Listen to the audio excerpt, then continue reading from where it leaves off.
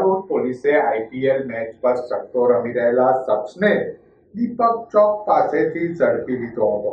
Road police મથકનો staff પેટ્રોલિંગમાં હતો તે દરમિયાન મળેલ બાતમીના આધારે દીપક ચોક નજીક જાહેરમાં મોબાઈલ ફોન પર આઈપીએલની મેચ પર સટ્ટો રમી રહેલા દશરથસિંહ કિશોરસિંહ રાઠોડ રહે ભરતનગર યોગેશ્વર નગર વાળાને મુદ્દામાલ સમેત ઝડપી લીધો હતો. ઝડપાયેલ શખ્સના કબજામાંથી રોકડા ₹500 અને મોબાઈલ ફોન મળી પોલીસે કુલ ₹5500 નો મુદ્દામાલ કબજે કર્યો હતો.